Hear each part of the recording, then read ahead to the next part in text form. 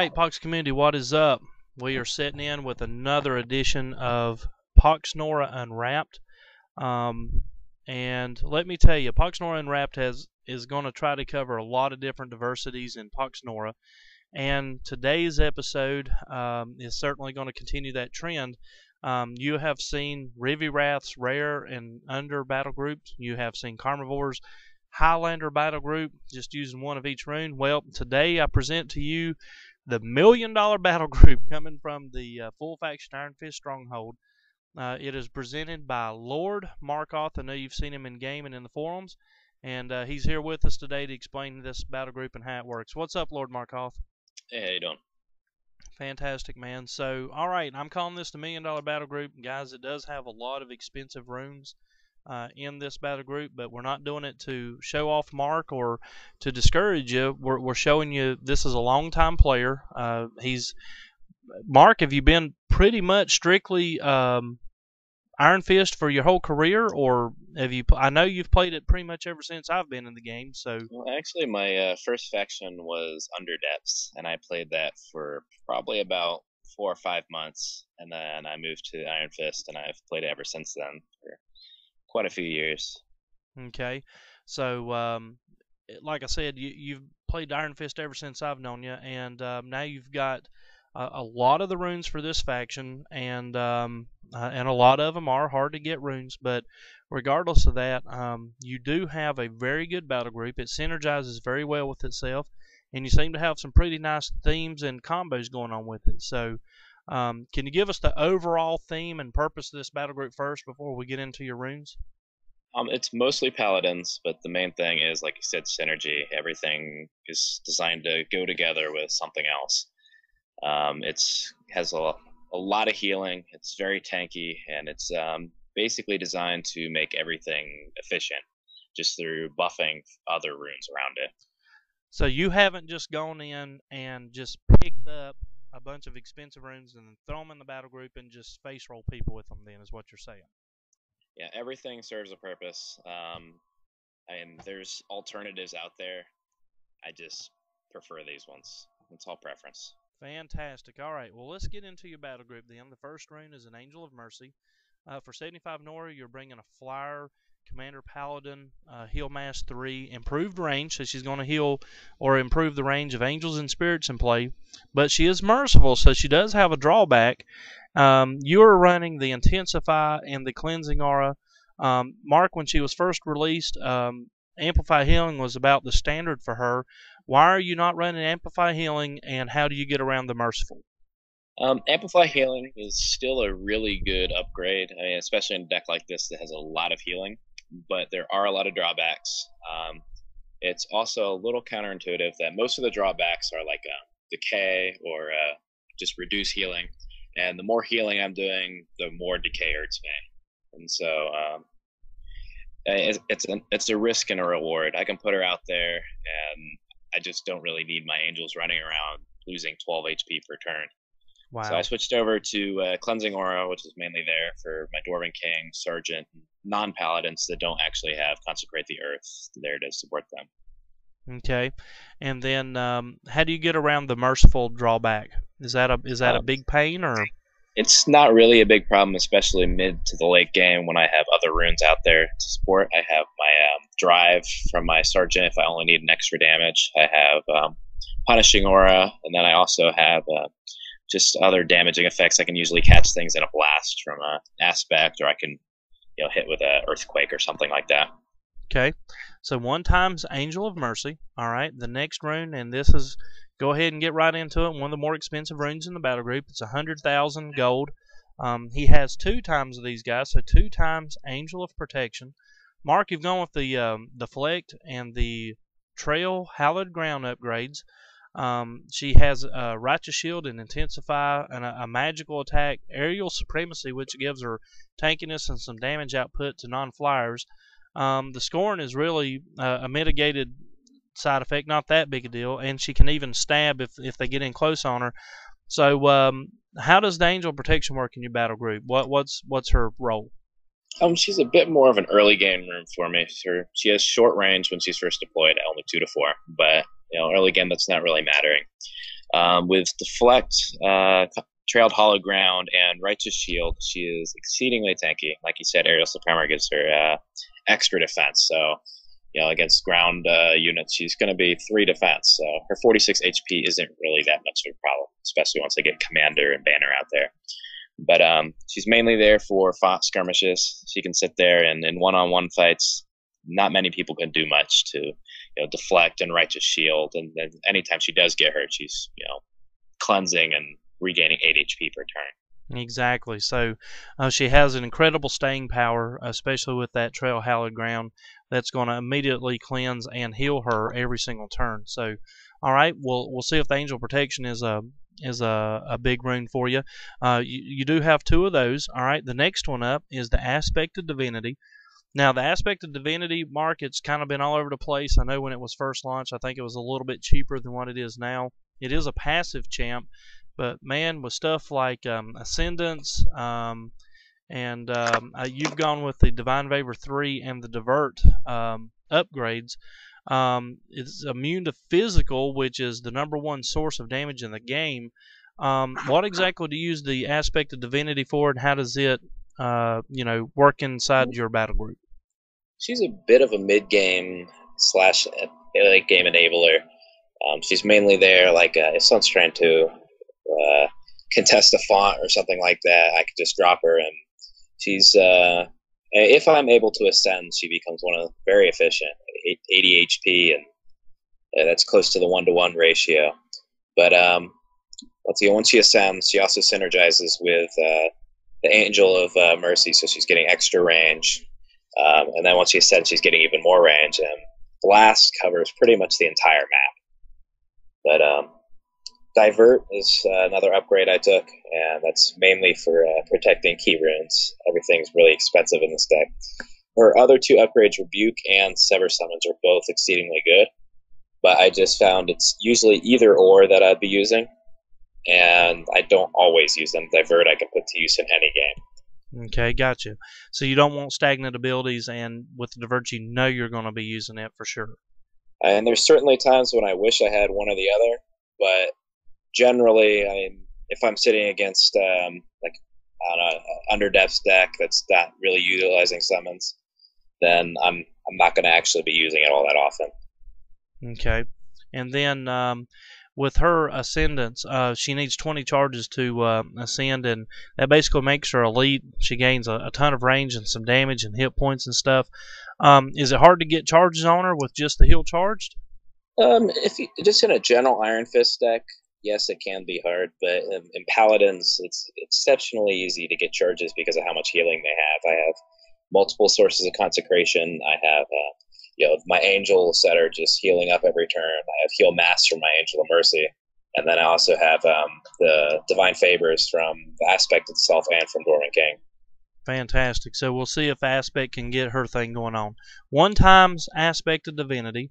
All right, Charger Knight. Now this guy has definitely, his picture ought to be black and blue where he's been hit with the Nerf bat so many times.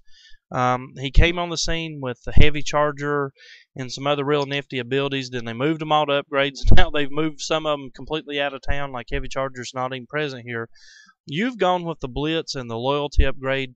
Where's the Charger Knight nowadays in the land of Iron Fist?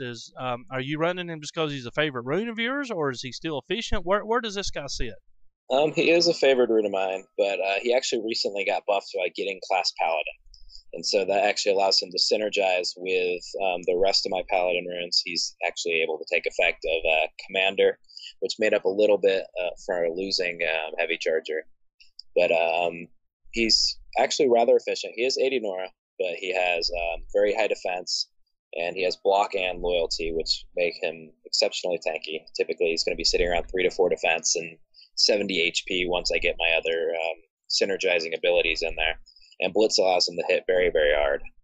Wow, nice. And then break the line in the charge. I guess that's really going to increase his threat range and his damage output as well. Yes, and it's most people don't actually take break the line into account. It's knockback 3, so often I'm able to cliff things that people didn't think were even threatened. Nice.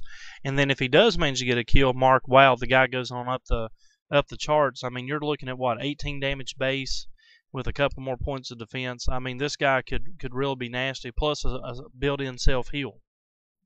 Yeah, the heal actually went from being a full heal to being a half heal to only 25 hit points. But 25 is more than enough. I mean, so when he became a paladin, he also was able to take advantage of consecration and other healing effects. So that made up for losing a little bit of healing in his quest. Very nice. Okay, so 1x Charger Knight. We'll see how he comes into play. All right, so here's one. Maybe kind of a risky rune for you. I'm not exactly sure. This guy was the staple of Iron Fist for a long time. With the abilities that he brings to the table, he is very tanky with his defense and hit points and things. And I think you've gone with the speed and the Divine Favor 3 upgrades. Is the Dwarven King still worth 100 Nora even in today's game, Mark? He's a bit of a high risk, high reward rune. I generally won't want to actually put him out early in the game simply because of threat of something like a drown or other, removed from the battleground effects. I don't want to. 100 Nora is a huge investment. But on the other side, Warcry, when it's such a great power enabler, just with Warcry and a single other rune, I'm able to hold off 3-4 other runes. So when I can actually get him going, he's more than worth 100. But I have to be very careful about how I use him. Kind of have to babysit him, so to speak. And then with Divine Favor, again, he's synergizing with, he brings healing to the table, plus synergizing with the aspect. So he fits in fairly well with your battle group overall. Very much so. I mean, Divine Favor is another reason I don't really want to deploy him early, because it just becomes a wasted effect. And I like to do a lot of Nora calculations and things like that in my head, and I typically value that at about 5 Nora per champion I heal. So if I can do him late game, it actually brings this cost down a little bit to me. Gotcha. Okay, so 1x Dwarven King, and then a recent, he was one of the first shoebox buffs for Iron Fist, the Dwarven Sergeant. I think you've got this guy in here for efficiency and utility from the looks of it. He's got Scramble and Surge Enemy upgrades is what you've gone with. So tell us a little bit about the Dwarven Sergeant. What does this guy bring to the table? Dwarven Sergeant is probably one of the few runes in Iron Fist where I can say where he's auto-include, just across the board. He fits into any theme. You'll see him in Constructs, Paladins, and just about, general dwarves or barbarians. And barbarians less so, but he can definitely find a home there. But that's mainly from the massive amount of AP he's able to gen. He has Kuros, he has Drive, Rallying Cries, and Scramble. That's 4 different methods of generating AP. And then Surge Enemy usually puts him in about the 18 damage range, but with only 5 speed, you're not usually going to be taking that into account. Train Strike makes him very good against a lot of the tanky units out there right now. And then Command Block and Defender put him into a good support role as well.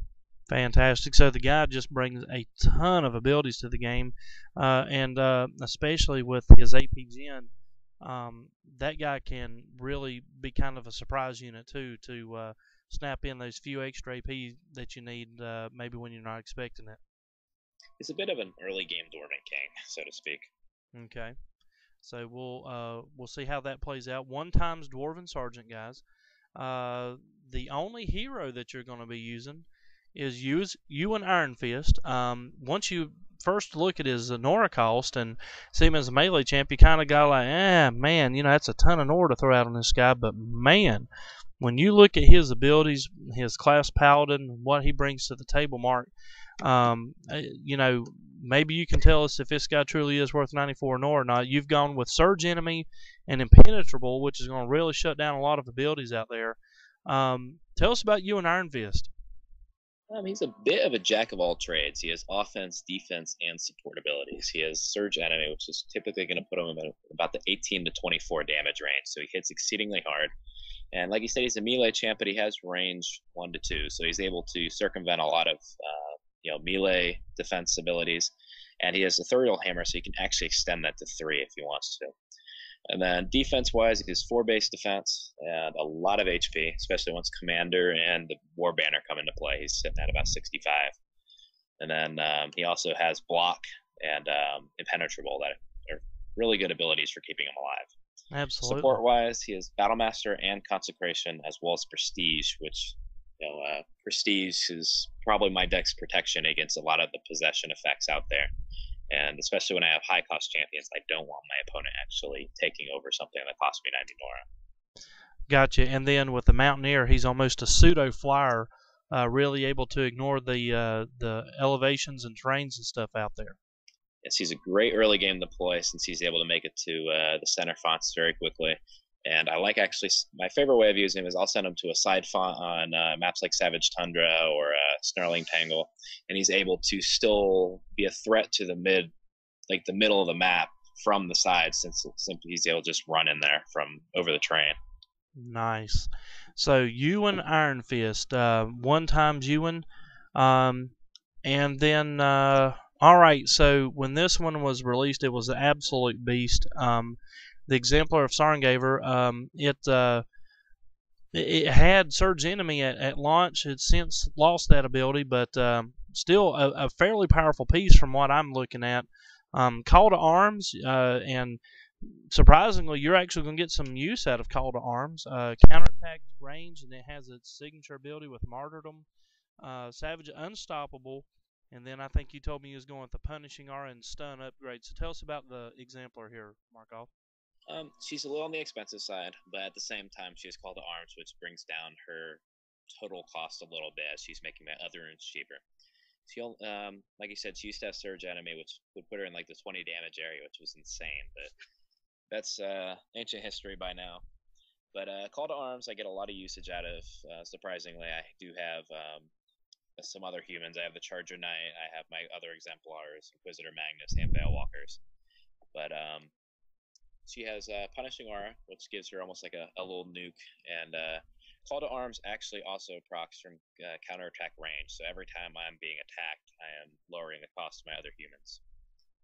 Unstoppable makes her really good for against other units with like paralytic feedback or stunning. I'm able to get rid of those effects or just not be affected by them. Stun and Punishing Aura have a bit of a synergy going. I can stun somebody and they'll still gain their AP, but they can't spend it, and then she's able to punish them for that. So she's very good in small skirmishes or in just breaking a phalanx mid to late game. Very nice. So Stun and Punishing Aura is almost an internal combo going on there together. And then Punishing Aura, it's a loss of life effect. So that in itself is kind of a counter to some of the abilities out there, right? Yeah, it helps with Perseverance and Impervious and other abilities that, mitigate damage. She's able to, I have to be a little careful with Perseverance. I have to make sure they actually have HP, but I can do that with Drive or Invigorate as long as they make sure to do it before Perseverance actually procs. Gotcha. Very nice. So 2 times Exemplars. All right, moving on. We've got Inquisitor Magnus. He's the 150,000 gold rune. Now, Markoth, this guy, at launch, he had Hunter, Wrath, and he had Lay on Hands. Since then, he's lost that. He's been buffed or nerfed, however you look at it, with Bounty Hunter, and he picked up Consecration on base. You've gone with the Inquisition and the Ignorance on Inquisitor Magnus. So, what about Inquisitor Magnus? Was he buffed? Was he nerfed? Where is this guy now? It was a bit of a lateral change to maybe a slight buff. Consecration to base kind of helped with losing Lay on Hands. Consecration used to be one of his main upgrades, so it allows us to actually take some of his other upgrades, and all of his upgrades are very good. Bounty Hunter, I actually prefer over Hunter Wrath. It's slightly worse against Wrath factions simply because it's not an effect until he gets an attack off, but against Protectorate factions it's infinitely better simply because it actually has an effect. So it kind of evened his power level rather than it being so one-sided against the Wrath. But Inquisition, I'm kind of forced to take. It's my own ability, but Like it's really good in side fights to one-on-one fights. It kind of acts almost like a pseudo dead magic zone where spells can't be cast by the closest champion, so it forces them to bring other champions in. Which the closer I can get my opponent to me, the better it is for Iron Fist or a very melee-oriented faction. And then I have Ignorance, which is it kind of locks out other wizards and priests. And wizards and priests usually have a lot of control abilities, teleport or stall, things that either will affect me or allow them to escape, and that prevents them from doing so. Okay, so we'll see if Inquisitor Magnus is able to perform well. Now he's only got 46 hit points. How is his survivability? Is he survivable, or is he squishy at 46 hit points? I actually, most people would think with Adaptive Iron Fist, you'd want to get him out early, simply because that means he'll take effect of every spell I cast. But if you think about it, really early on in the game, you're not casting much in the way of spells unless you're using something like Refute. But like most of the spells are going to be cast once the fight starts. So I'm going to be focusing on other things that are going to help make him tankier when I do deploy him, like my Angel of Mercy. Well, I'll get my commander effect out, and then War Banner, and that'll bring him up into the 50 HP area. And then once the fights start, his HP just goes up from there. And usually, the lower his health is, people don't really take him seriously at first. He's not much of a threat, so to speak. But once Bounty Hunter goes into effect, Resistance Magic, and once his HP starts to go up, he becomes exceedingly tanky. Gotcha. Okay, so one time's Inquisitor Magnus, and then another shoebox buff rune was the Iron Fist Minister. You've gone with one of these extremely. Well, I'm sorry, not the Minister. I was thinking of the other guy. But Iron Fist Minister, he's the diplomat for Iron Fist. And you've got, let's see, Battle Drum, which is going to help give everything +3 damage, +2 speed, +1 defense, and even recover one of the APs. Execute, Carouse, because he's a dwarf. He is a paladin. Has the Annex ability to increase those font zones, which isn't that huge. What upgrades have you gone with on the Iron Fist Minister, and what does he bring to the table for you? Upgrade wise, he can really go with any upgrade and make use of it, but his best upgrades are undoubtedly Resistance Magical 3 and Invigorate. That simply makes him tankier, it gives him support abilities, and it makes him probably the most efficient rune in Iron Fist. He's competing with Dwarven Sergeant there. But I actually like Iron Fist Minister because he actually has a bit of a combat role. Execute allows him to hit very hard, and especially once I get a lot of my support abilities in there, where I can get his damage up to 13 or 14, and then that's Execute gives an extra 50% damage, so he can hit very hard. Battle Drum is almost like I guess the best way to describe it would be Cast Draconic Benediction. It gives a big buff to all my units across the board.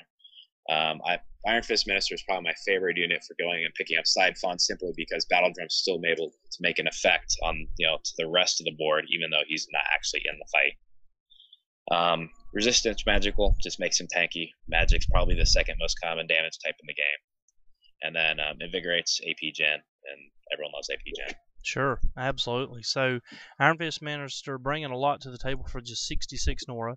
You've got one of those, and then all right. So not too many people have this next rune. You are using a Pox Harbinger from the Iron Fist Stronghold. Now their abilities are pretty flat and simple.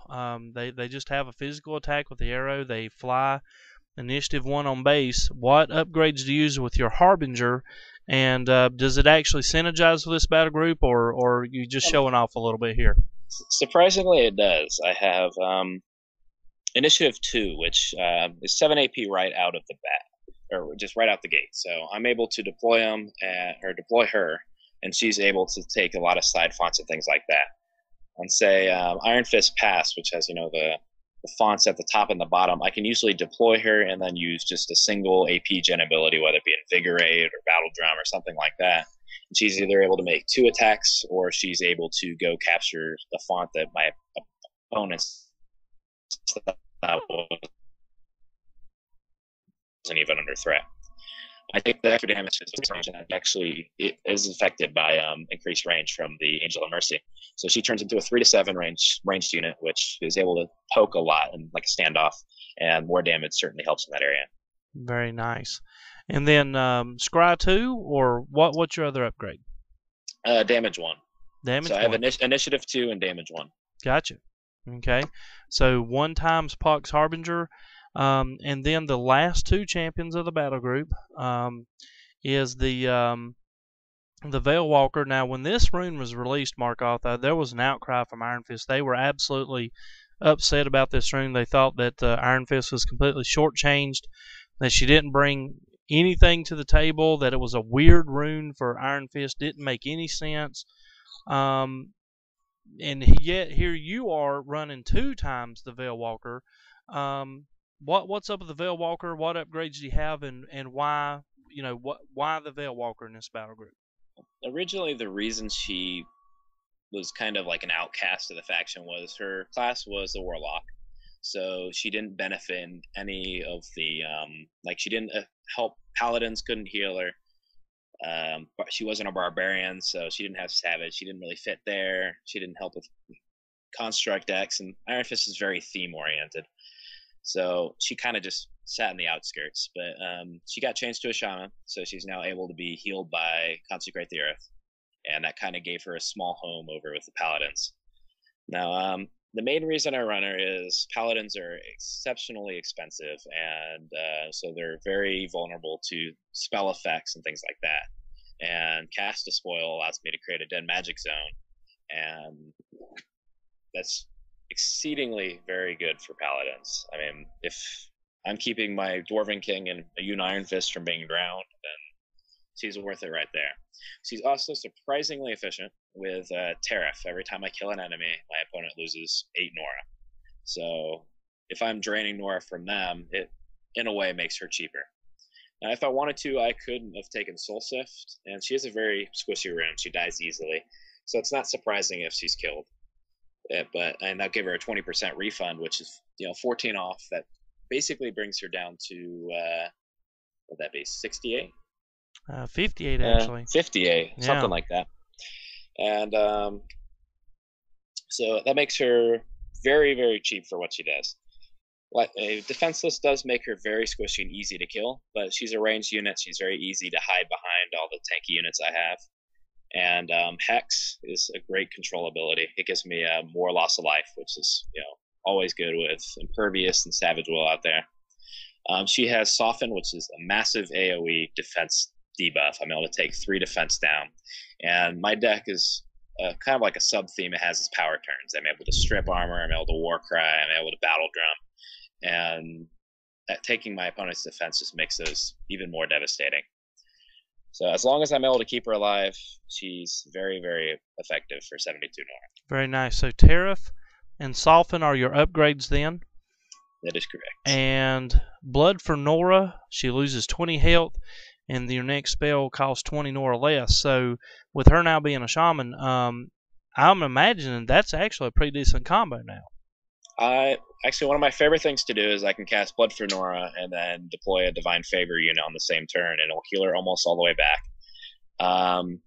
One thing I've done is I'll cast like a Blood for Nora, and I'm able to cast Mercy for free, which will basically Mercy's when I kill a unit, it returns it back to them, but I get their cost in Nora, basically. So if I kill a 80 Nora champ, then I'll get 80 Nora back, and this just makes it more of a Nora swing. Wow.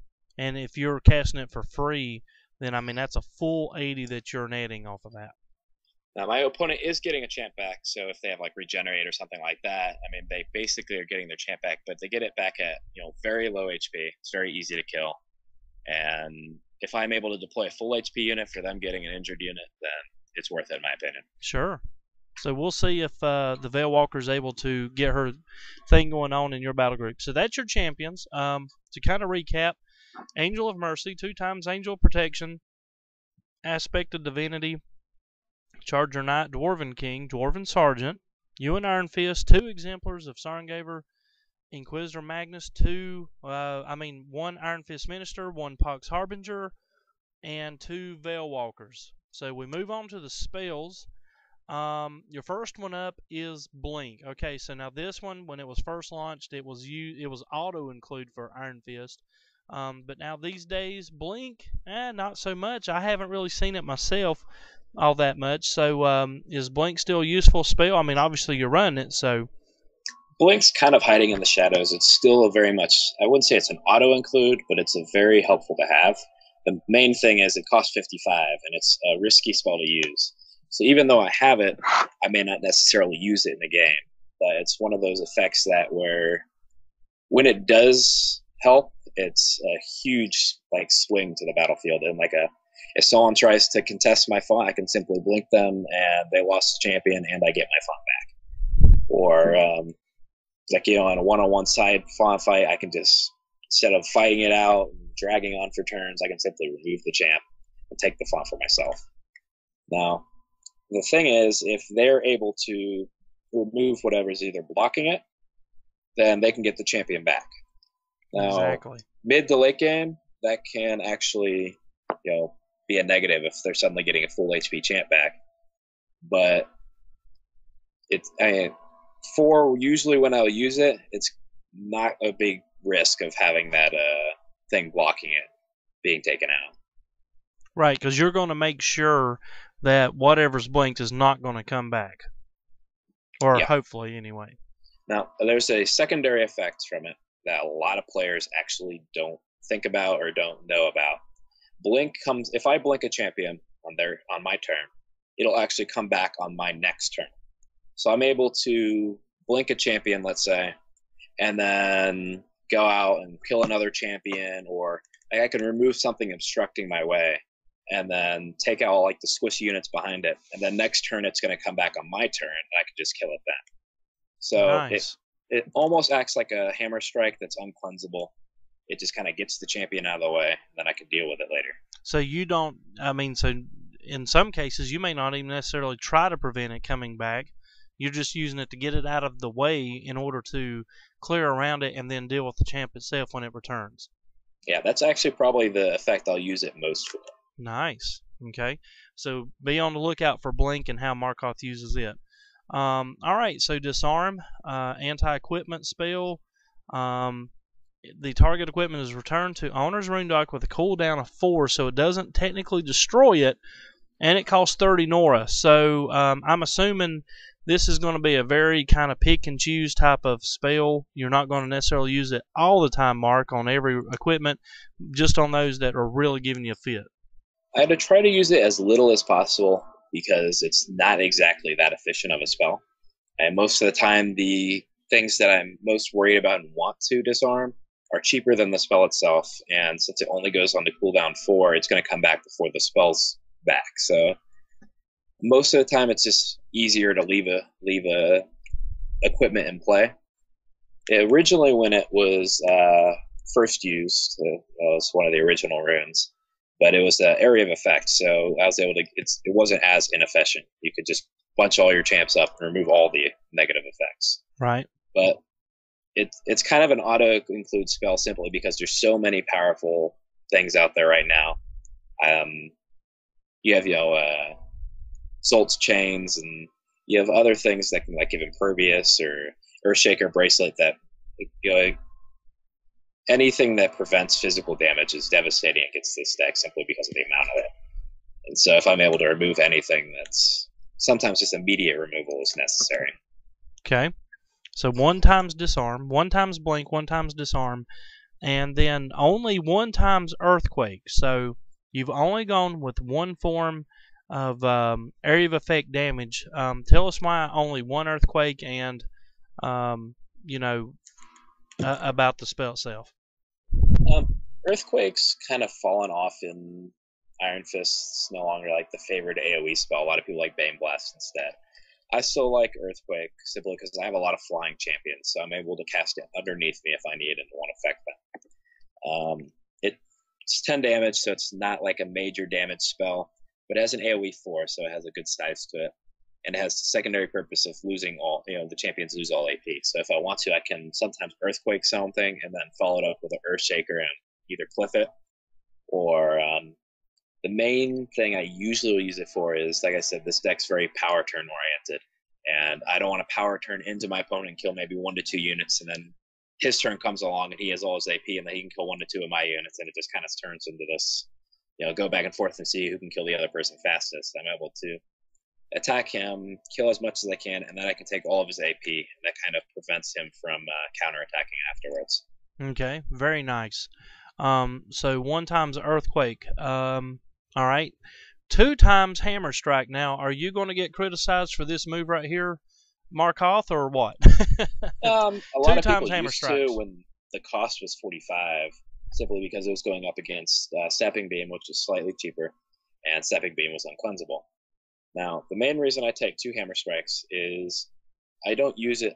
I sometimes use it for the stun, but the main usage is as a kill enabler. 10 damage and stun. Stun gives -2 defense.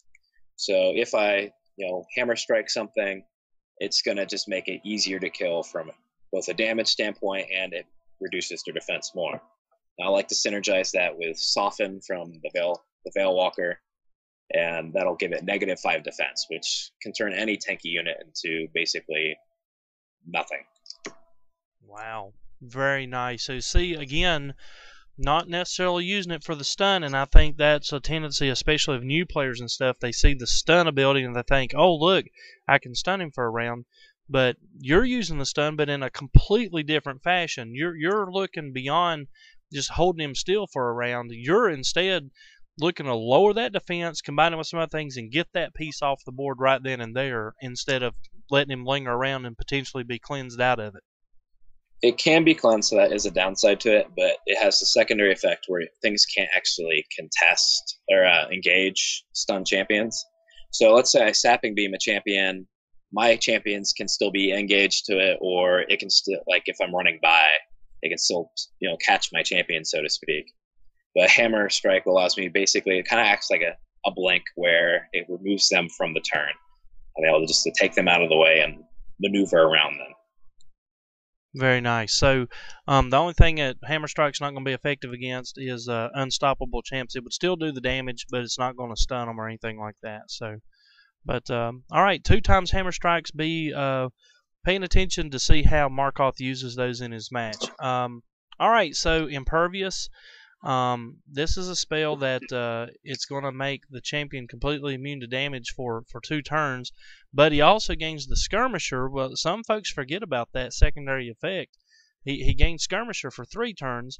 What's up with Impervious? What is it, a setup spell for you, Mark? Impervious is more of like a, in retaliation, or like sometimes, like let's say with my Angel, like I can sit there and yes, I have Deflect, and then I have my Righteous Shield, and then I'll have that one more turn where I have to wait until Intensify happens, and there's no way she's going to survive the turn. Impervious allows me to reach that. But I have a lot of high risk or high priority targets, and Impervious allows me to keep them safe for a while. Now, I'm actually notorious for forgetting the Skirmisher effect, and I will Impervious a champion, and then next turn try to go power turn a shrine and find I can't actually attack it. But that doesn't happen all that often. Happens to the best of us, though. Okay, so 1 times Impervious, and then, man, the top players run this spell. This one to me is, I personally think that it's a really good spell, useful on a lot of different maps. Macadamize for 35 Nora, it's going to be an area of effect 5. It turns things to rock, and then all friendly champions that are in play at the time when this is cast, they gain Domain Rock, which is 2 damage, maybe even a point of defense, mobility. 2 damage, 1 defense, and mobility. So they're picking up a lot of stuff on this. So what is Macadamize, a underrated spell or underused? What do you think? It's kind of like it has multiple effects. I like to use it for the mobility. Once again, it's like if I don't want to spend 40 Nora for stunning a champion that's just going to be cleansed, I can Macadamize, which is slightly cheaper. It affects everyone, and I can just run around a champion and go kill everything he's trying to defend. Macadamize also is global, so Rock is probably one of the most common terrain types. So if I cast it on one side of the map, my champions on the other side that may not necessarily be able to take advantage of it right away, they'll probably be able to find rocks somewhere. And a lot of the, like if you look at a map, you'll see bridges and things like that, or buildings. Those are typically going to be terrain type rock. So if you have a flying champion or something that's able to get on top of that, they can take effect of, even on like some maps that don't have rock running around, it may just be a lot of vegetation. They can find rock on top of buildings or bridges or things like that. Nice. Okay, so 1 times Macadamize. And then you told me yourself you're kind of experimenting with this rune. We've already heard the possible combination with the Blood for Nora. 1 times Mercy. So for 20 Nora, when target enemy champion would be destroyed, it instead respawns in the closest space to its owner's deployment zone with 25% of its hit points at the end of the turn, and you, the caster of Mercy, receive Nora equal to that unit's cost. So if you have an 80 Nora unit and you kill it but have cast Mercy upon it, they get the champion back at 25% hit points, but you pocket 80 Nora, or the difference of if you've actually had to cast it out of the rune dock.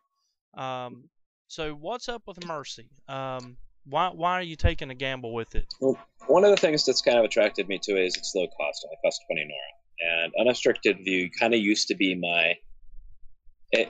It had a multiple usage of I could use it to try to remove spell blocks. If someone has like a counterspell mastery or something like that out, I could just cast it and kind of throw away 20 Nora to remove that and allow me to actually start casting my power spells.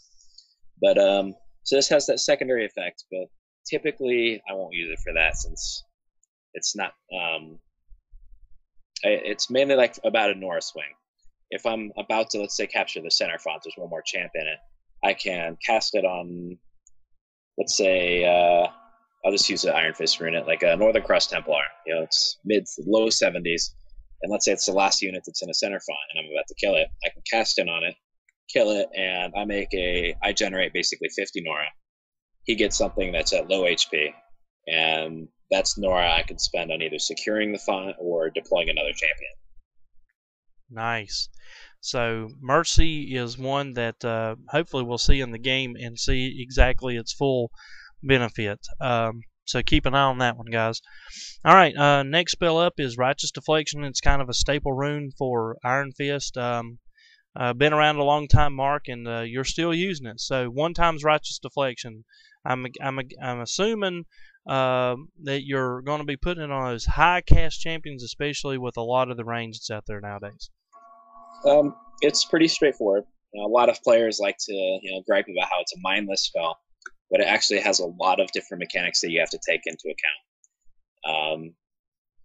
Like if an opponent has a counterattack range, I like using it. I can put it on a ranged champion, just start poking at it, and basically he gets 2 attacks off because he's attacking himself from counterattack. The thing about it is I can't just drop it on a champion and suddenly I'm doing massive damage to my opponent. He usually will attack it once, and that's it. It acts like a temporary demon shield that's more expensive. So, in that regard, it's usually not going to be that effective. If the opponent's not paying attention, I might get 2 hits out of it. But typically, it just acts like makes my guy immune to range for a little while. Gotcha. Okay, so 1 times Righteous Deflection. And then you've mentioned this one earlier, Sapping Beam. You're running 1 time Sapping Beam. Man, this spell's a monster. So tell us a little bit about Sapping Beam, and does it affect unstoppable units? It does not. Unstoppable is kind of like the bane of my control. I can't lock down their champions. But Sapping Beam is the same cost as Hammer Strike. It does not give you the same ability to kill a champion. However, sometimes you just need to you're not able to kill something, and you just need to kind of keep them out of the way, and you don't want them to cleanse it, like against Cthulhu Forest or Savage Tundra, or I guess now a lot of with Cleansing Emerald, some of the Wrath factions, they have cleanse now. So cleanse has become a lot more popular, and sometimes you just need to keep something out of the way for a little while, and this allows me to do so.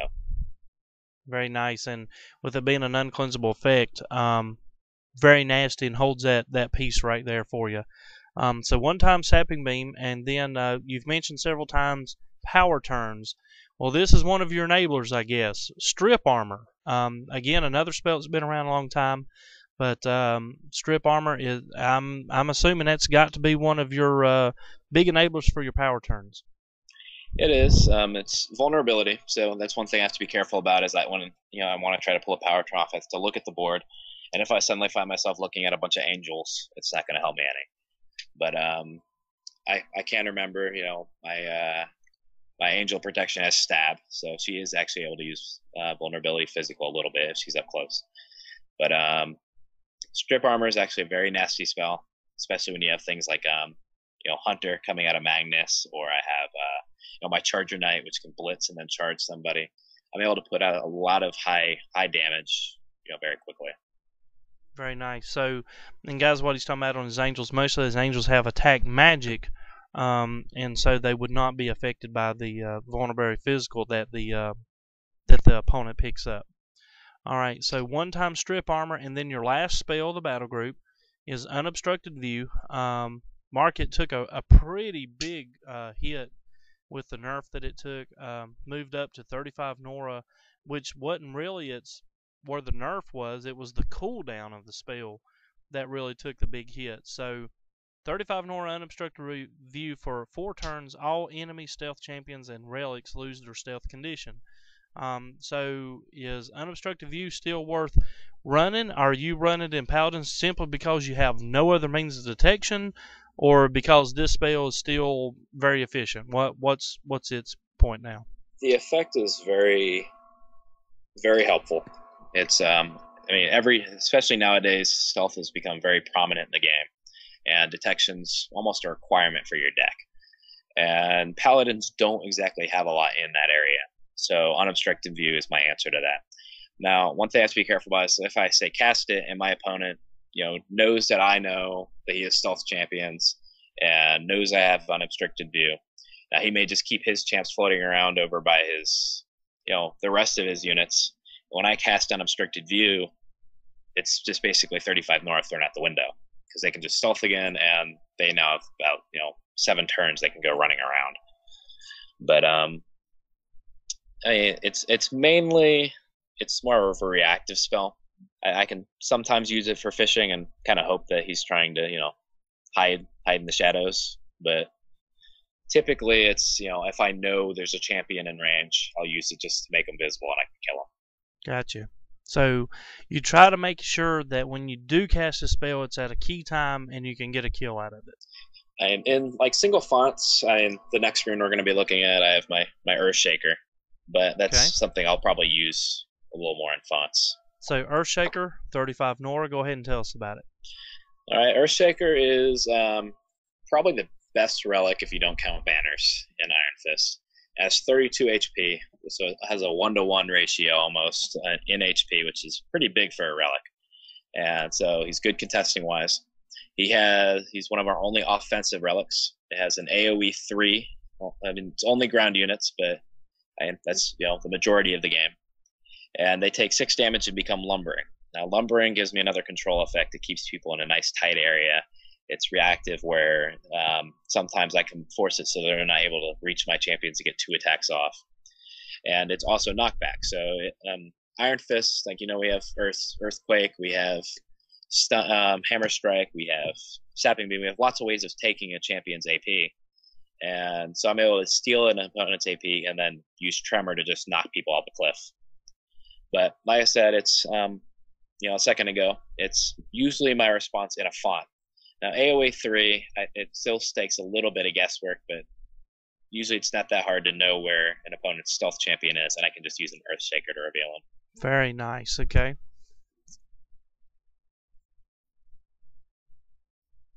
So, one time's Earthshaker, and then Iron Fist Standard. In full faction battle groups, I think these things are pretty much an auto-include, right?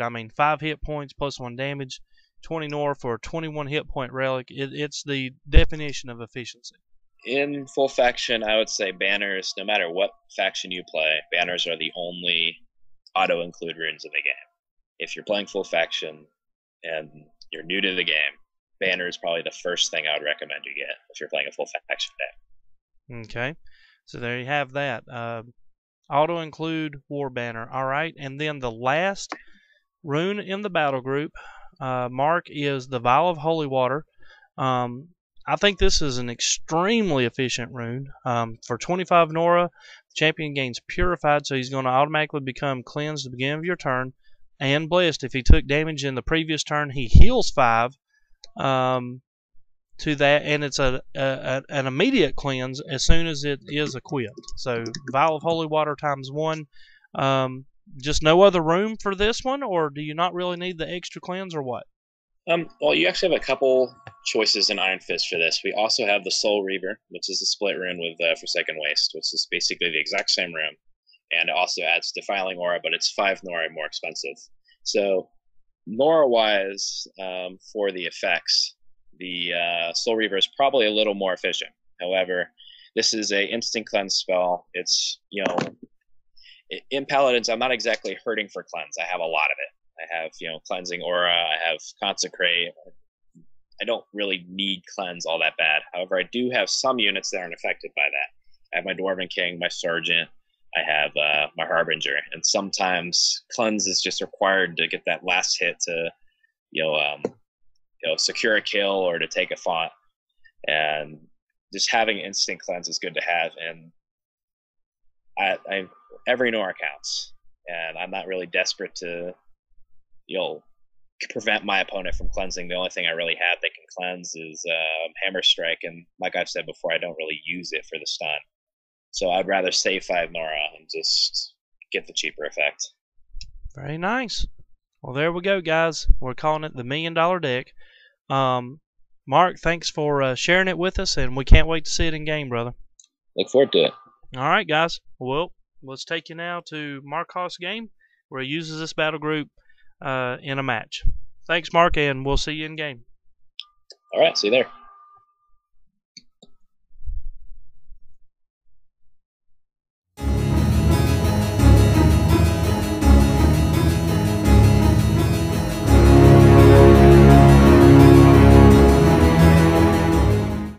All right, Pox community, what is up? We've seen the $1 Million battle group with our own eyes.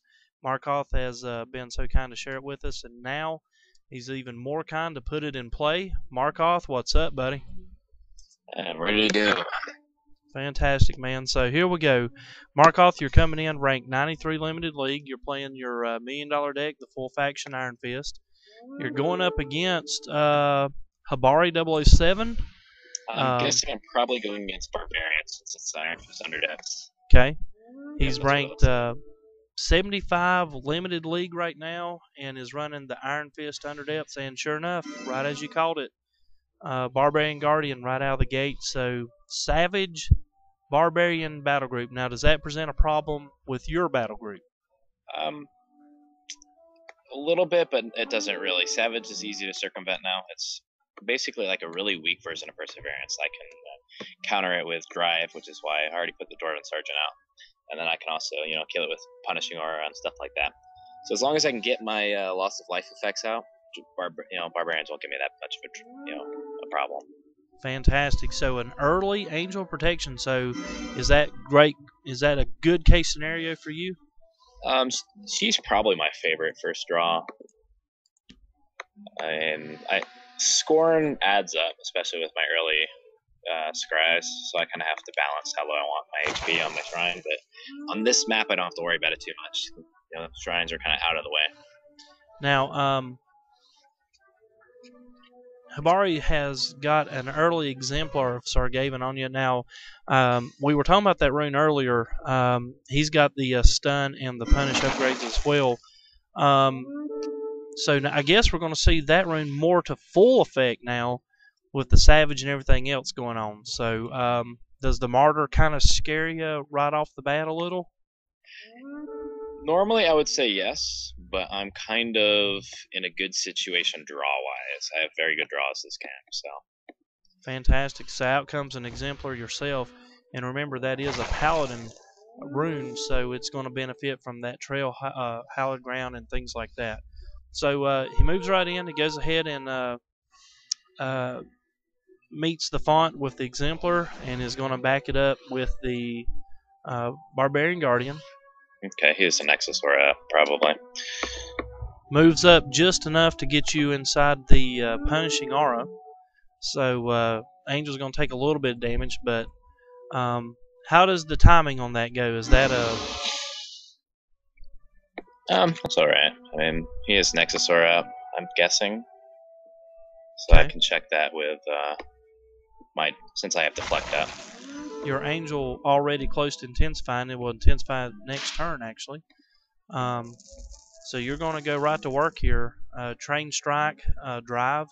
So that Angel's going to have some pretty good damage going on here.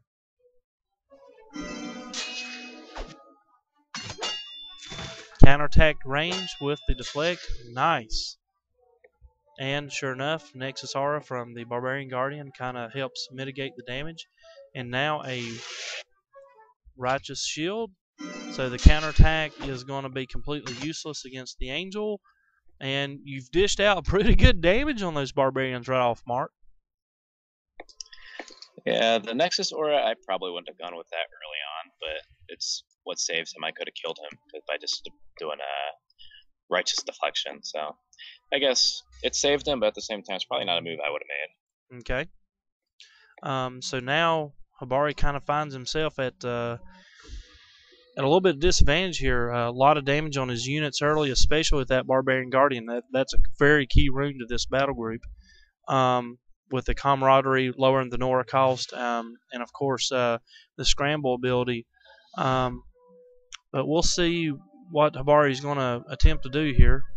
There's the stun on the Dwarven Sergeant, so I guess he kind of anticipates the Dwarven Sergeant is able to kill, through the Savage with the Drive ability. Maybe he's anticipating that. Yeah, one thing I have to be really careful about since he's splitting with Underdepths. He has Sacrifice and he has other methods of getting rid of my... like if I leave his unit, okay, Savage Will is up right now. So if I leave his unit alive, he's going to be able to retaliate with either what's called Sacrifice or Retribution. Right. So that's one thing I have to be very careful about. Okay. And we've even seen the Exile Mercy combo, which is absolutely brutal in these type of splits. So, luckily for me, I got my vial. This is the reason I have it. Okay. I can just... So there's the Drive on the Angel. It's going to give her 2 attacks and a lot of damage. So that exemplar is done. So watch what he does. He's going to lay down... Let's see, how do I want to do this? Measuring up if he wants to use the other exemplar from himself to take out the kill. Okay.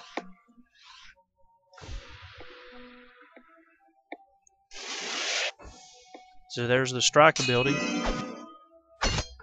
Oh, I forgot they're unstoppable. Lovely.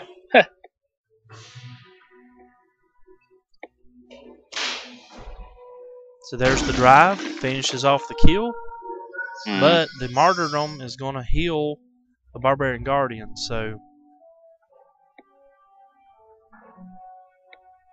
I actually probably could have done that a bit better. Righteous Deflection on your Angel. I could have... Yeah, I could have, wow. I could have actually killed the, Exemplar there. Well, not... Yeah, I could have killed her there.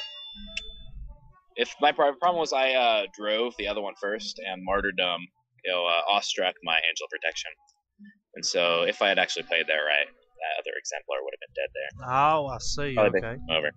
So, we'll actually get to see this game a little bit longer than I probably would want. Already in pretty good shape. You've already got Savage off the board, Mark. Going to force him to play another Savage unit in order to keep that going.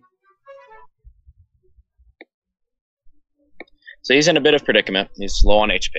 I can, kill his Savage units. But he's still able to I'm guessing he's probably going to put a Huntress out right now.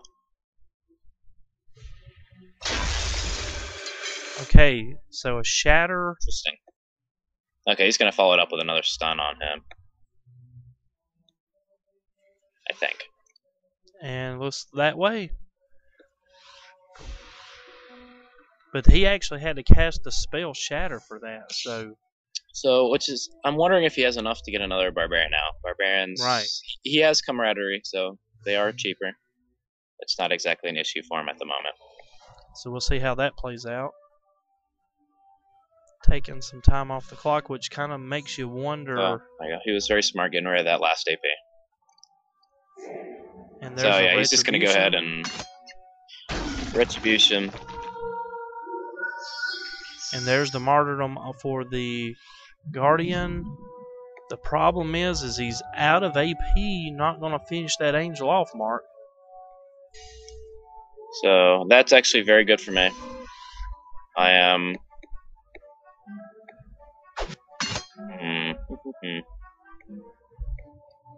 So yeah, he just went ahead and surrendered. And the game. So wow, man, very fast start. The Angel Protection does her job to, perfection. So, Mark, thanks for showing us the $1 Million Battle Group, man. That was awesome. Yeah, glad to show it off. All right, guys. We'll see you next.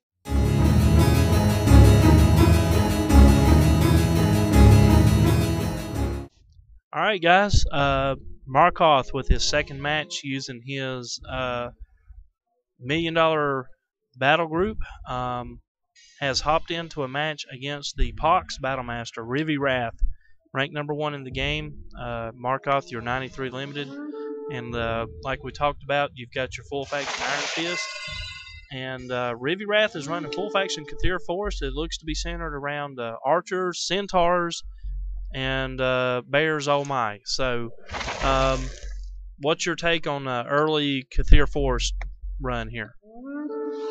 This will definitely be an interesting game. Archers have a lot of long range, so that puts my my shrine at a bit of threat. I have to be careful about deploying my angels with Scorn. But at the same time, Harbinger probably is not what I would want to deploy. But at the same time, with archers, I kind of needed a lot of range to fight back. So could turn out to be all right. Okay. Charger Knights, exactly what I want against archers. But we'll see how this goes.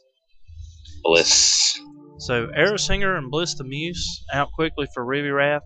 You've gone with the first turn Harbinger and the Charger Knight. Have you got to get into that font zone? What's your target right here?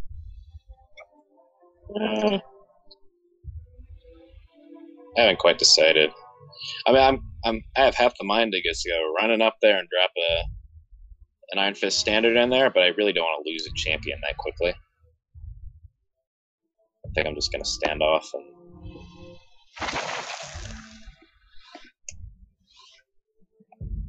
Okay. So a little bit on the defensive pullback. Now that Arrowsinger is going to really amp up on its range. It can get to a 10 range pretty quickly. So yeah, Singers.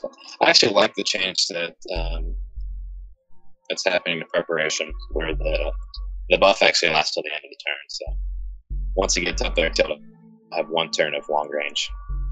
Right. So let's see. Okay, he's going with his Centaur Interceptor. I'm trying to get my Sapping Beam. So if he tries to be, tricksy and do a time slip, I can just Sapping Beam it and laugh as he spent more Nora than I did. Okay. But Charge, until then, dodge, block, all on that Centaur Interceptor. Not a lot of abilities on that thing, so he must be counting on some spell support to really amp that thing up. It has bind, has a lot of speed, and it does have dodge and block. So HP wise, it is fairly strong. Okay, so you're still holding off kind of defensively here. Still trying to figure out how, Rive's a fairly aggressive player. I'm assuming he should be making a move either this turn or next. And I'm kind of iffy about how things will go down. So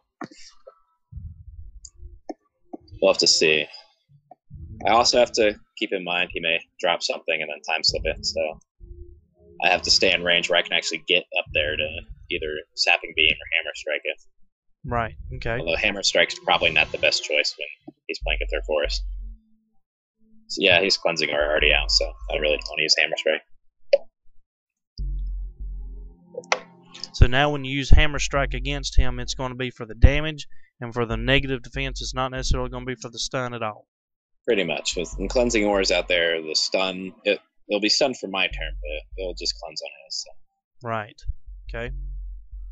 So we'll see how this plays out. Right now we're kind of in a defensive turtle. Rivirath taking a lot of time to think about his move here. So yeah, he's already taking into account Punishing Aura. Lowering that AP. And Rivirath has a way of kind of mousing you in, kind of baiting you. That One thing we both have to be very careful about. And, okay. I think he's going straight for my Charger Knight. Yeah, my Charger Knight. Figured he would. So he's losing his range. Okay. I'm not quite certain about that move, actually, since he's going to have a little trouble with... Looks like I can go like this. Let's see, is he still in Cleansing Aura's range? Let's see. He is not. Just outside of the Cleansing Aura. So, not sure if he is baiting me here, or... Ah, Rock Eater. Where did that come from? Protection. Anyhow, let's see here. How do I want to go about doing this? So a protection spell cast from Rivirath. It's the only thing that I know would proc something like that. So my best bet here is get ready to get charged down. So.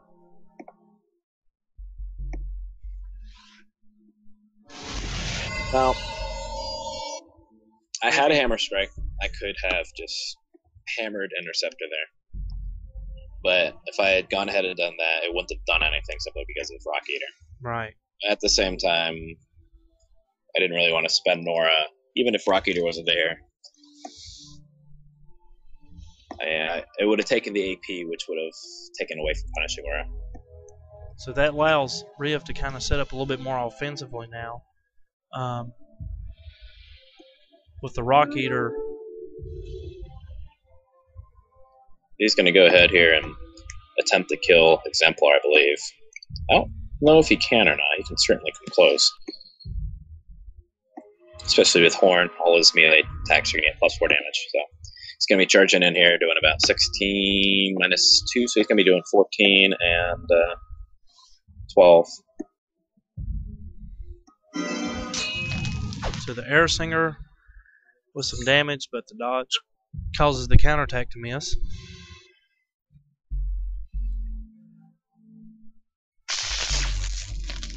And there's the relocate foe to bring the Air Singer back out of danger.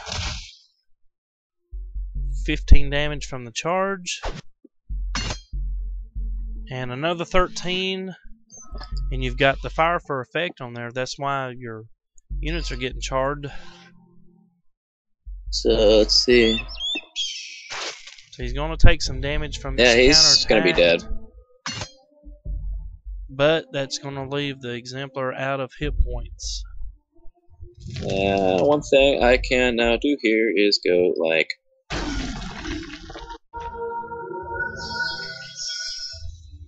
So the Charger Knight.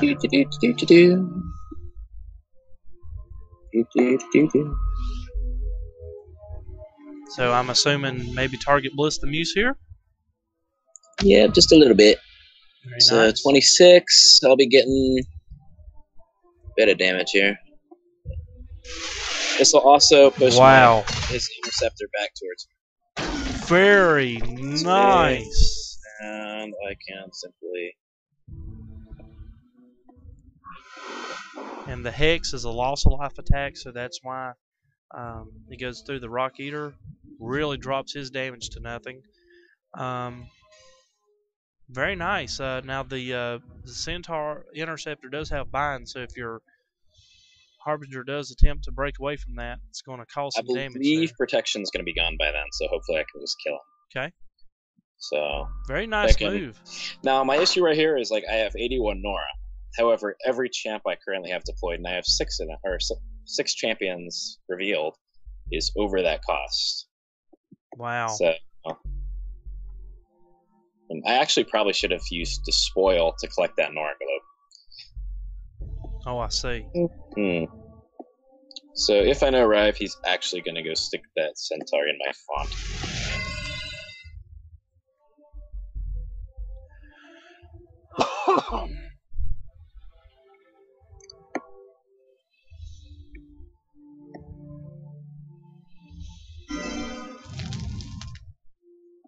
So there's more magic and burn damage. I will be having some. I will likely be deploying my aspect of divinity next. Okay. But we will see. So another Centaur Interceptor. So he's going for. He's trying to bind my unit down, and so I'm likely just going to go ahead and Righteous Deflection my Charger Knight, assuming I have enough Nora, and that'll remove the Arrow Singer threat. And one-on-one, I'm fairly certain my Charger Knight can take Interceptor. So there he goes. Straight for my font, like I thought he would. It's a very Rive thing to do. Now I'm just going to go ahead and stick like my Harbinger on this side of the font. Poke at him a bit. So the protection's still in play as of right now. I can still get rid of dodge, though. But you're going to go ahead and eat up dodge. Okay.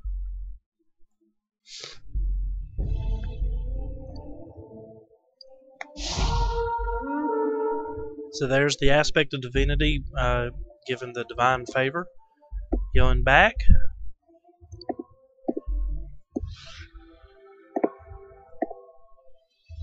There's the cast of spoil. That's why the anti-magic range is in there. So that's going to protect your Charger Knight for any single target spell now. Yep. That's kind of my hope. Is that I'll be able to Now, do you have the Righteous Deflection up on the Charger Knight? I do. I was actually debating whether or not to do it, since that removes my capacity to deploy a champion next turn. Right. At the same time, I don't know what kind of out-the-door tricks Rive has, so I'd rather just have the protection there. Okay. Now, theoretically, I could possibly kill that Interceptor next turn. But we'll see. The one on your Charger Knight or the one in your fun zone? One that's next to my Charger Knight. Okay. Now, if everything plays well, he only has 5 damage right now. Yeah, he's still awestruck, so he can't kill my banner. So I may be able to basically kill everything. Let's have to see. Ravi Wrath is always full of surprises, though, and always able to make the absolute use of everything on the board. That's what makes him so good at this game.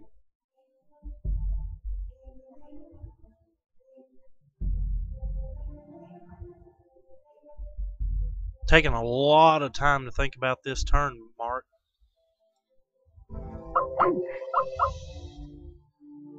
Well, we've temporarily lost Markoth from Skype here.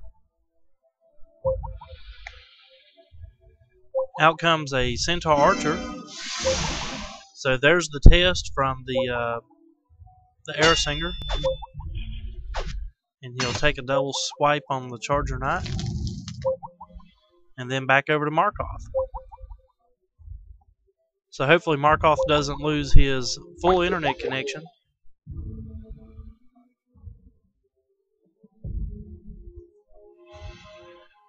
Oh boy, I hope he hasn't disconnected. That would be a real bummer at this stage of this match.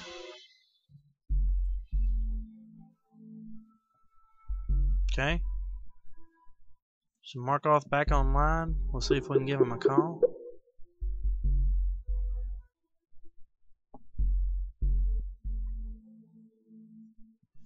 Hey man, are you back?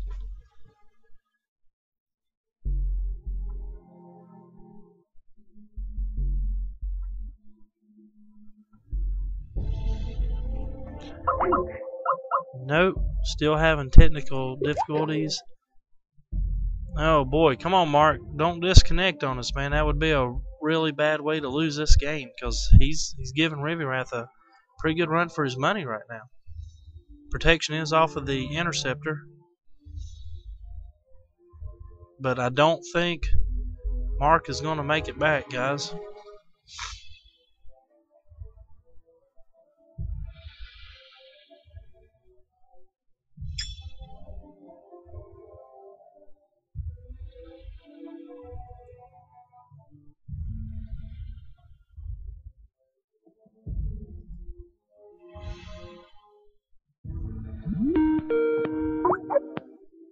Hey, buddy. Oh, certainly not a good time for that to happen. No, and you're down to about 20 seconds on your turn, so this is not go, good. Go. Yeah, protection is Can you off of give the me Centaur a update? interceptor. On what's happened so far? The protection is off. You're down to 17 seconds, man, so you need to hurry. The protection is off of the interceptor. Oh, No. not good. Not good at all.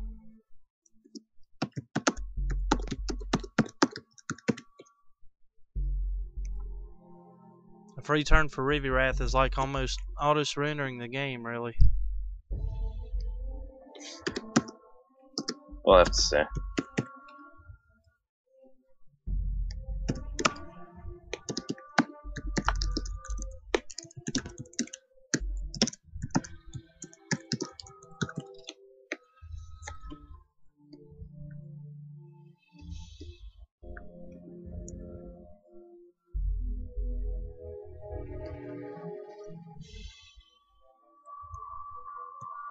So yeah. No boy, so there's the Centaur version of the Quicken. Rally the herd. Rally the herd. It affects only Centaurs and gives them an extra basic attack after they attack. That Rive obviously doesn't know that it doesn't work in charge.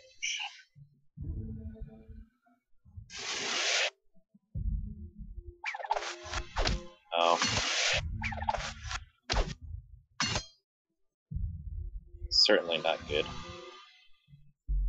Charger Knight, though, is possibly going to live through this. I don't know about your Veil Walker. I don't know. Well, she might. I was certainly hoping that. Okay. So everything lived somehow, Mark. All the dodges are up again, though. But wow. The problem is you're not in good shape at all. Hit points are very low.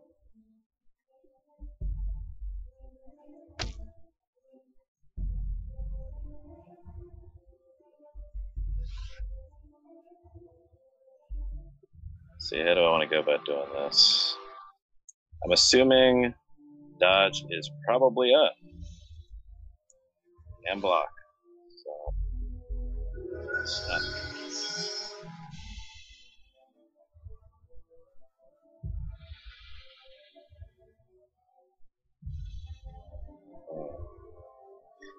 A little short on. Okay, maybe not. So no dodge. No block either. Wow. So there's a kill. And the Despoil claims the Norglow. Dwarven King to get the Divine Favor. And a quick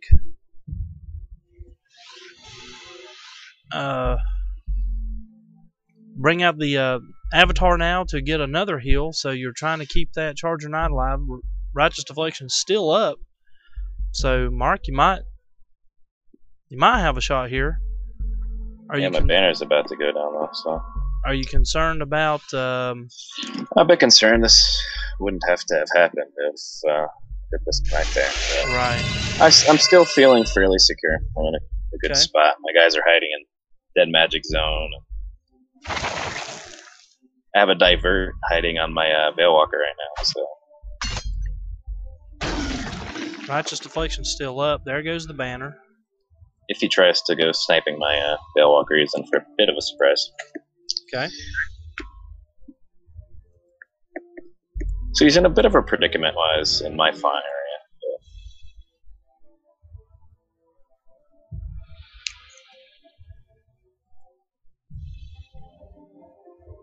The only bad thing is you're really going to find yourself at a Nora disadvantage, and certainly you can't even deploy right now because of your font being contested. So you've got to get rid of that interceptor pretty quick. He'll likely bring that interceptor down and just, sit on my Harbinger a bit. So that'll keep my Harbinger from backing up. Well, I guess I can still back up since I have my Avatar in there. I have a blink, so if I need, I can just mess around with that. So Riverwrath again taking his time to weigh out this turn. It's like he's going to do anything with the Arrow Singer. I'm wondering if he's going to fortify. Pulls the Centaur Archer back as well.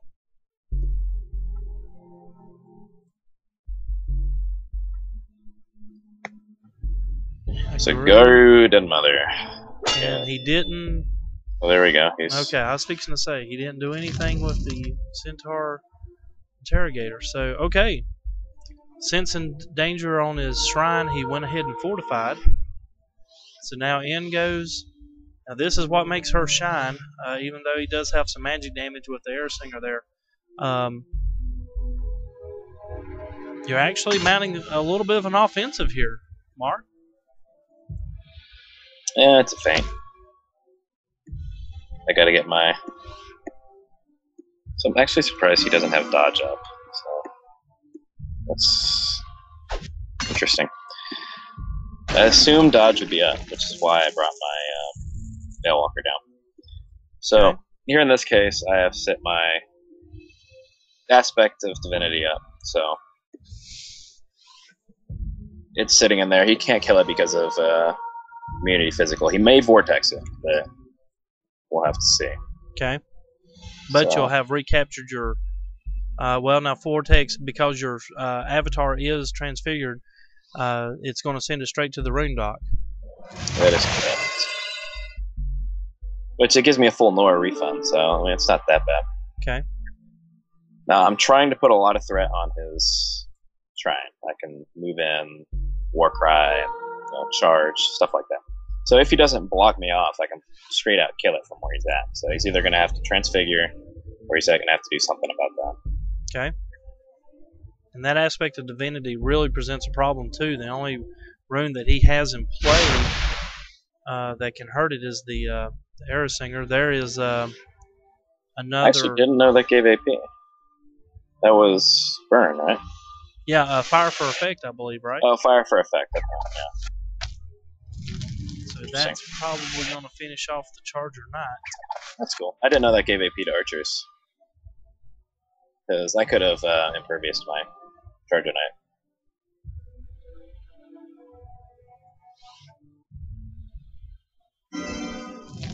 Okay, is he not going to finish off? Yeah, oh, that gets burned. Never mind. Yep, going to be burning for 5, so that's going to finish the night off. And then the divinity aspect is taking quite a chop from that, and it's going to take some fire damage.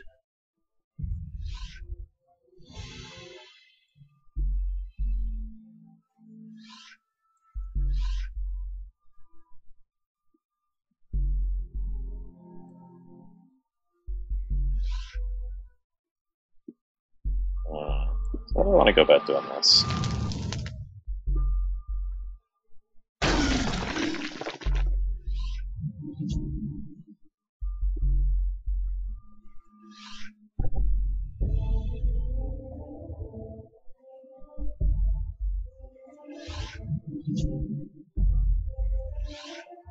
So 94 Nora.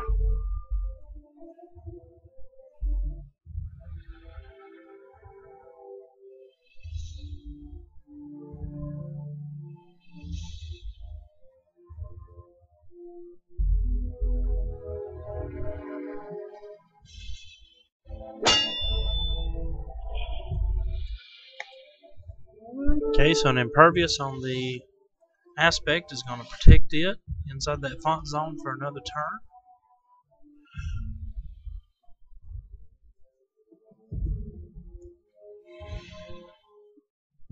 The despoil from the Veilwalker is going to give that some. So you're going to mask your units inside that dead magic zone to keep it from being targeted by any type of single target spells. And we'll see how Reavy Wrath responds to this turn now. Trying to force him to transfigure. You've got a lot of threat up there against his shrine, so and obviously Riv is going to recognize that. He can't let that Dwarven King loose on that shrine, man, or it's done. Can't prevent it. I have a Macadamize, so, and I have my Earthshaker, so I can move. I can just push his things out of the way if I need. Nice. So I should be pulling him. Actually, 37 Nora next turn. So I have enough for one or the other.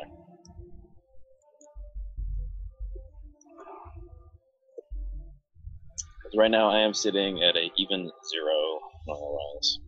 Wow. If I need, well, none of them are really low enough. Because sometimes what I'll do in a situation like this is I can cast Mercy, and then I can just get a massive amount of Nora, which will let me, start casting things around. So if I had to venture a guess, yeah, he's just going to try to sit a bunch of stuff in front. Okay. So going to work on the Dwarf King, trying to remove that threat. But with Macadamize, you're still going to have 11 AP. 1, 2, 3, 4, 5, 6 to the shrine, leaving you 5. He anticipates that, so... Yeah, cool. Interesting. So what was that effect? He cocooned my Aspect of Divinity. Ah. Although I believe this will be game over. Oh, okay. He time slipped your Aspect of Divinity. Okay. I can still go.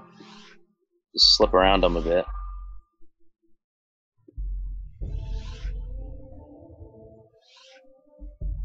Okay. So Dwarf King in position. Up comes Shrine.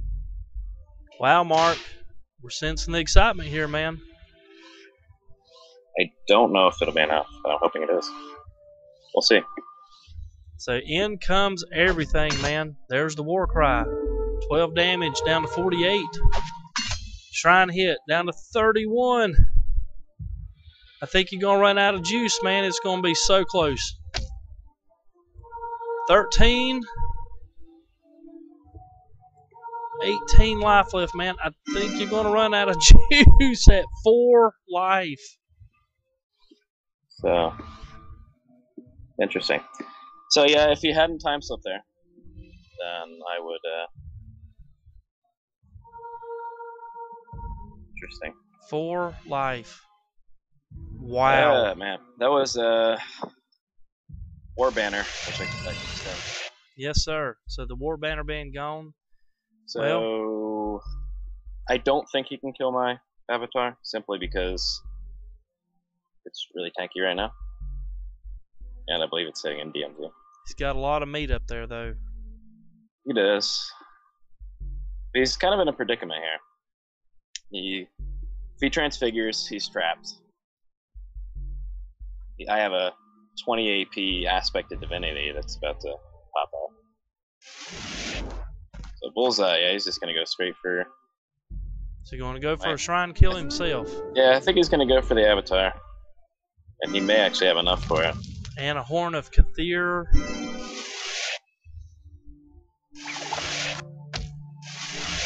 Wow. Oh, yeah, he has enough. So, really wish I hadn't disconnected that time, but yeah, it's a bit of a miscalculation on my side. I should have probably attacked with everything else first. Man, Markoth, that was such a great match, man. I thought that you was going to pull that one off, even with missing a turn. 4 life. You come up that short, brother. Well, it was close. Certainly say trade. Well, man, thanks for showing us the power turn. Thanks for showing us the battle group and sitting in with us on Unwrapped, man. Thanks for unwrapping your secrets. Very welcome. All right, guys. We'll see you guys next video.